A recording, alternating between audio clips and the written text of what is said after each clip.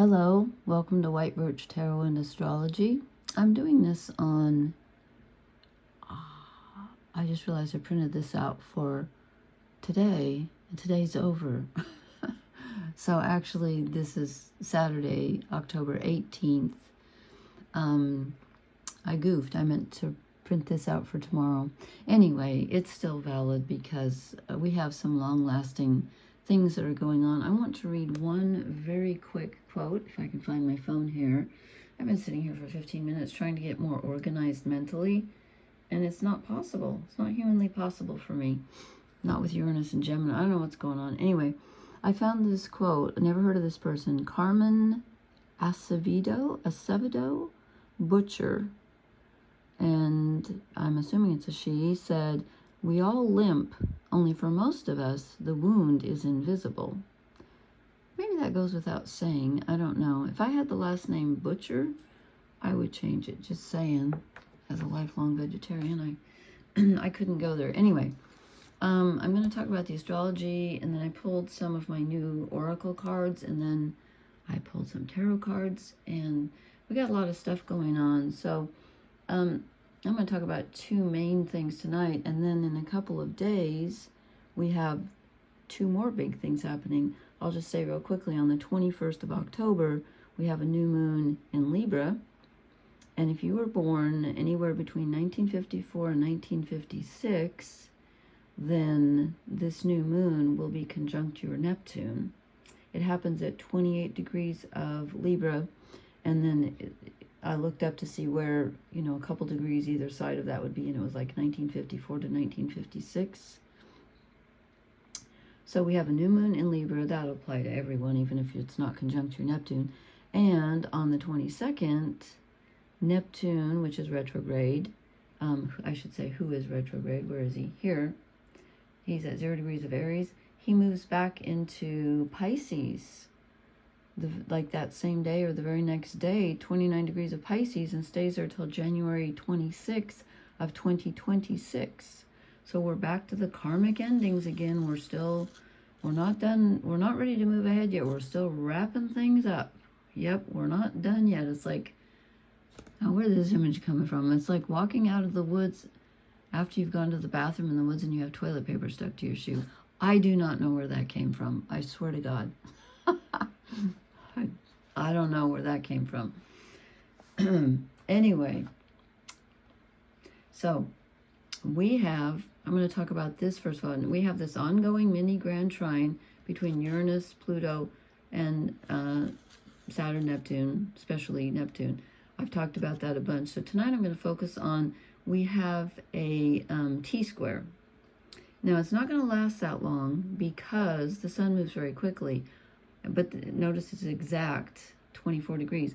But even after the sun moves away, after a couple of days, this square stays until, I looked it up. Believe it or not, this square between Jupiter in Cancer and Chiron in Aries stays until January 12th of 2026. Yes, because Neptune's going to go direct on October 25th, and is that true? Wait a minute. Okay, he's at 0 degrees. Sorry, Neptune is retrograde, so he moves back into Pisces. I wrote it down. I've got too many notes here.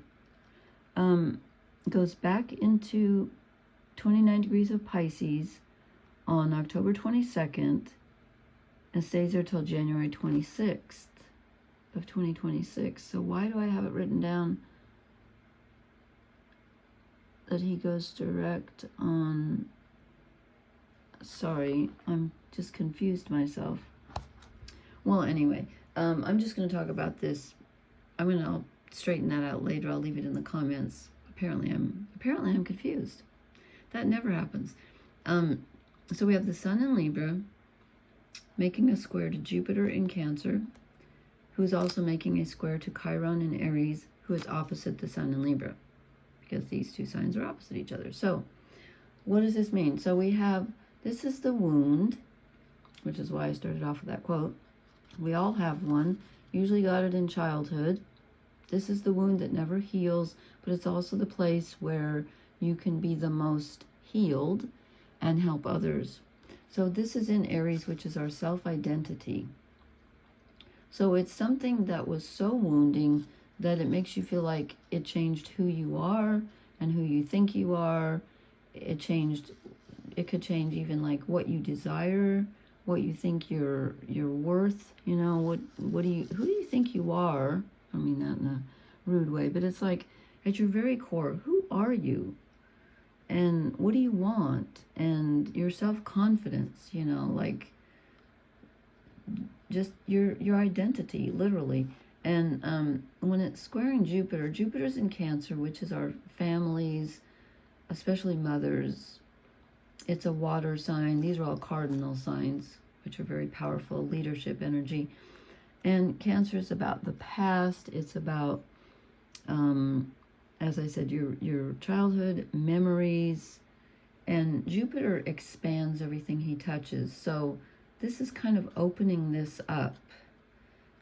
But Jupiter also offers hope and expansion. So this is an opportunity, albeit a painful one, because squares are painful and oppositions are not easy. A T-square is not easy. And the focus of the T-square is on this Jupiter, which tells me that the focus is on something about your family or your childhood. Now, this is an opportunity with Jupiter. It's an opportunity to become more generous about what happened. It's an opportunity for growth, for hope. And with the Sun in Libra, it gives us the opportunity to step back and be a little bit more objective about it. This is air, and it's more objective than water, which is emotional, or fire, which is very passionate. So this gives us and again, the Sun moves quickly, so it's kind of a brief window of opportunity here where we can have some aha moments where we say, oh my gosh, I never really saw it like that. Jupiter wants to give us some grace and say, you know, I know this hurt. I know this was wounding, but let's look at the bigger picture. Let's look at the bigger picture. And the Sun is saying, let's think about other people. I'm not saying not to think about yourself, but let's think about maybe how they saw things. Let's try to be balanced. Let's try to be a little bit more objective instead of just diving in, you know, to the depths of the ocean, which, you know, Cancer's not the ocean, actually Pisces is, but Cancer's ruled by the moon, which rules the tides. So there is an ocean link because Cancer's the crab, so they kind of both are. So that's what this is about. It's a challenging, somewhat painful opportunity to have some real growth in an area in which you were wounded, and probably has to do with family, because what doesn't? So there's that going on, okay? And again, that's not going to last too long, but this square between Chiron and Jupiter, like I said, it lasts until January 12th when they finally get 3 degrees apart, because Jupiter's going to go retrograde and Chiron's retrograde, so then they're both going to be retrograde. So yeah, this is going to be an ongoing family / childhood memory. Could be an ongoing thing with a family member. It's going to be, you're going to be dealing with some stuff for a while. But again, opportunity for growth and grace. Okay. And then we have, what's the other thing? Oh, we have Mercury conjunct Mars in Scorpio. And actually, I'm going to include Black Moon Lilith, even though she's a bit farther, but she's within 7 degrees and 5 degrees. So I'm going to say she's in the mix here. Mercury is our thinking. It's the way we communicate, what we're thinking about. Mars is our actions, our passions, our desires. It's spiritual and physical because it's fire. And Black Moon Lilith is the feminine part of us that's been shamed or hidden, wasn't accepted. So, and when they're in Scorpio, there's that deep dive into intimacy and deep, deep feelings, and wanting the truth, wanting to get to the bottom of things, wanting a real, a real intimate connection, and probably feeling very passionate, very intense about things, both in your thoughts, your physical feelings, and or, you know, your actions. I would say that this is a kind of a cautionary tale right here, because when these two are together, you can have conversations that can be a little bit explosive. Scorpio's not always known for holding back, can be very, very intense. So you might have to kind of, you know, rein in your conversation. Like if you want to have a really intense conversation with someone and say, hey, I think you're lying to me, or I feel like something's off here, or what do you really mean by that? It could end up in a fight. So just be careful. You might want to, you know, take the sun's advice and be the bystander just for a little bit. You can think about it, definitely. You know, you're going to draw some conclusions, but just watch out for your conversations, because you could get, feelings could get hurt on both sides very easily. But this can give you a lot of determination. Like you can say, okay, I'm finally going to do this.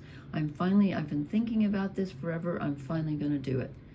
As long as it's not something hurtful or, you know, explosive, but might get you motivated in some area that you've been wanting to tackle.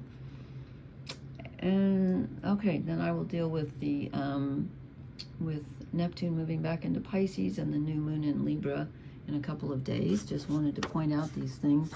And then I drew, I decided to draw my new oracle cards, and then I ended up drawing some tarot cards on top of that. So I will start with, this is my new, oh, what are they called?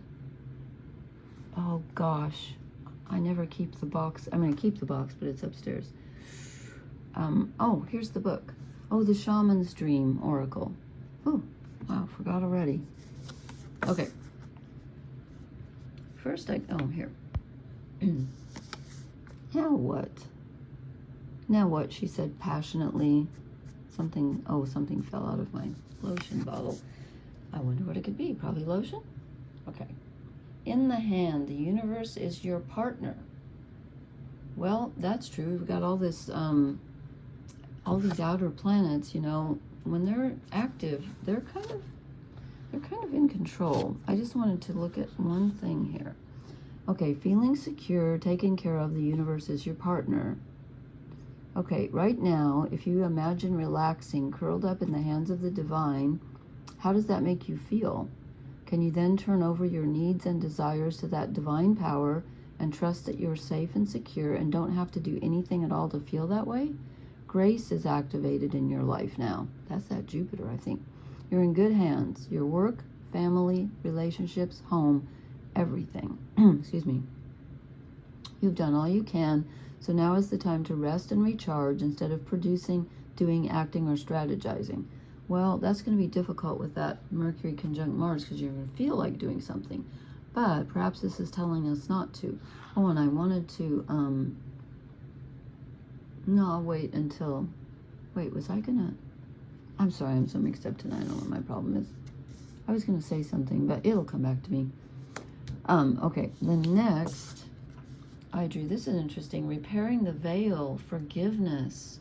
So when I think about Jupiter being in Cancer and that talking about our childhood, and then having it square Chiron, the wounded healer, our primal wound, our the wound that never heals. Wow, yeah, forgiveness.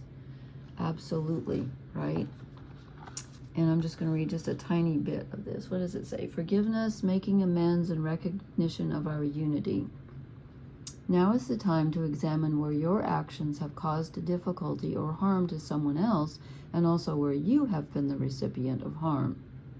Regardless of what side you're on, it's important to take responsibility for healing this rift by bringing love, compassion, deep listening, and presence to whatever is not in harmony. Do this for you, for your own liberty, because you become an unwitting hostage once you take the role of perpetrator or victim. Both are positions of weakness. Let go of your resentment. Healing, forgiveness, and mending what is broken in your world is a sweet, much-needed declaration of freedom. Oh, that sounds good. That sounds good. Okay, it's our chance. That's what this T-square does. It's going to be uncomfortable. Something's going to come up, but it's going to give you a chance to do it differently and to really draw on your forgiving, loving nature And if what I've been experiencing the last few days is any indication, you're going to need it. Things are not easy right now. But you know what? Good opportunity. Okay. Then I get Watchers, transpersonal. You know what this just reminded me of? What's that poem? Ozymandias? Is that I always get that mixed up. That's the one about the Sphinx. That's by Shelley. I always get that mixed up with William Butler Yeats's poem, The Second Coming, where he says, what rough beast slouches toward Bethlehem to be born. I don't know why I always get those two mixed up, but this looks like this reminds me of the Sphinx.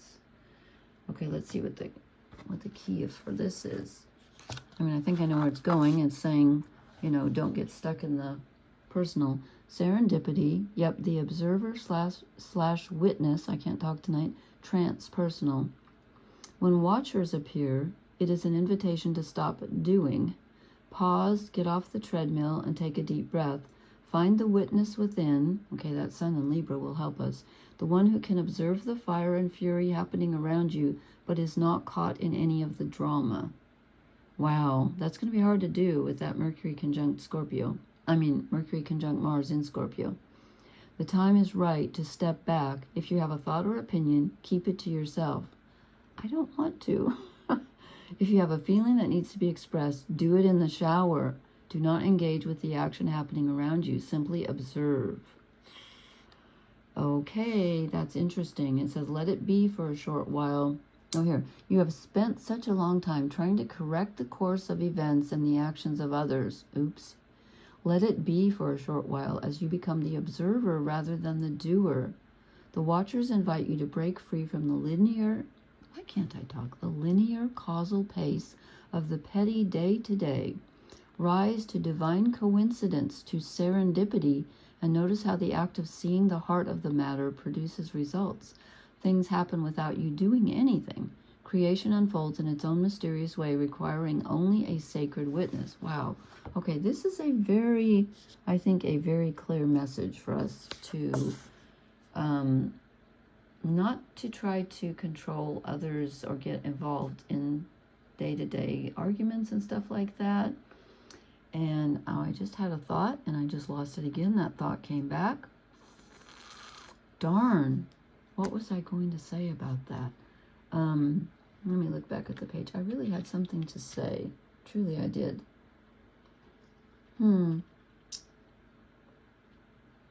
Well, I guess it will come back. Okay. I ended up pulling, I pulled 4 tarot cards and then I had to clarify 2 because I was a little confused. So, and you know, I feel like these cards here, the first 3, I mean, they're for all parts of us, but I think they're more about, like, you know, on a universal scale. I'm not saying that we don't act that out in our lives, because it's telling us to not act it out in our lives. Anyway, but I feel like these might have more to do with that Mars conjunct Mercury in Scorpio. We get the Page of Wands, which is extremely restless energy. It's wanting to do something. You know, the Page of Wands wants to scamper off and say, I've got this new project in mind and I've just got to do it. But it sounds like the Oracle cards are telling us not to. And then I think this makes sense because then I get the Hierophant, which is saying, okay, wait. So your monkey mind, as we say, is telling you, I need to do this. I need to do this right now. That's fire energy. Oh, that's what I was going to say. I'm sorry to interrupt myself. I was going to say that right now we have all of these planets and everything in air, fire, and water. And the only thing we have in Earth, and this was for today, so that's Moon in Virgo, and we'll probably be in Virgo tomorrow and then out. We have the South Nodes, which is what we're supposed to be moving away from in Virgo. Everything else is in air, fire, and water. So this is not a really grounded time, actually. So you're going to have to kind of ground yourself. But this is telling me, so you want to do something. You get the thought, I'm going to confront this person. I'm going to put a stop to this once for all. I'm going to get to the bottom of this. And this is saying, hold on.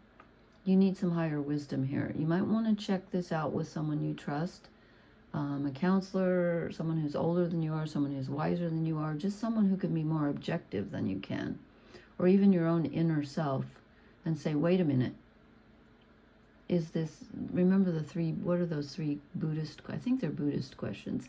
Is it true? Is it kind? Is it necessary? And for me, the most important of those is it kind? If it's not kind, don't do it. And if it's not necessary, don't do it. And if it's not true, okay. You need to double check this with a higher wisdom before you fly off the handle, which you could very well do. As I threw the sprinkler on the ground today, as if I'm going to hurt the sprinkler's feelings. I didn't break it, thank goodness, but it wasn't cooperating. Yeah. In my defense, though, those are conjunct right on top of my Saturn. So anyway, then this is where I got a little confused. We get the 10 of Cups, which is emotional satisfaction, having everything you want, having life just the way you want it. It's your dreams come true. And it came out with the 8 of Cups, which is walking away from a situation, an emotional situation, turning your back on something. So I was like, okay, wait a minute. What is this trying to say? Which one do we get? Is it asking us to choose? And then I got this message that told me to allow both of these things to be true at the same time. That they may look like opposites, but they're not. You could be grieving a loss. You could be saying, look, I can't do it anymore this way. That's okay somehow. But I drew two clarifiers. I said, okay, what does that mean? And I got the star, which is guidance, which is like turning within the Hierophant. But this is being guided by the universe, which apparently, if these oracle cards are true, which I'm assuming they are, the universe is your partner. Look, that's very similar. There's the glowing thing that's just in our hand, just in our reach. And then she's looking at the star overhead. And I saw the most astounding thing in the sky last night, which I thought was Saturn until I realized it was moving too quickly and it was an airplane. But for a moment, it was really beautiful. So this is, we are being guided. It doesn't feel like it. I don't think it feels like it right now, but we are. We are being guided. And again, oh, I forgot to turn up the light on my iPad. Anyway, sorry about that. I hope you can see these. We are being guided. It just feels really challenging right now. But there's a method to this madness. There truly is. And then I got the Wheel of Fortune. So things are changing. But I think fortune is on our side. And she's got stars behind her. And she's very grounded, although changeable. Arjan Rod. I'm probably saying that totally wrong. But I remember in Welsh mythology, you say the H before the R. I think it's Hrod, Arjan Hrod, something like that. So things are moving, things are changing, even though we may feel a little stuck still, we're not. The wheel is turning, and I think it's turning in our favor. It's just challenging. But hey, you know, no pain, no gain, apparently. So, so let me know how this energy is treating you. Oh, and I wanted to tell you, that's what I was going to say. When I was reading this about coincidences, and when I posted, and some of you may have watched it, and some of you may not have, because it wasn't a tarot or an astrology thing, but I said I was having all those coincidences, and I wanted a word to describe them, like a group, like a murder of crows or whatever. And my beautiful viewer Sheila, thank you so much. She came up with a symphony of synchronicities. That is perfect. I love it.